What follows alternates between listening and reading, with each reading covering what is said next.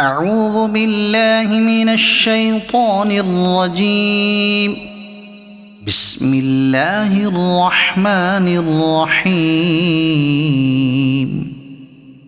إنا أنزلناه في ليلة القدر وما أدراك ما ليلة القدر. ليلة القدر خير من 1000 شهر. تنزل الملائكة والروح فيها بإذن ربهم من كل أمر. سلام هي حتى مطلع الفجر. صدق الله العظيم.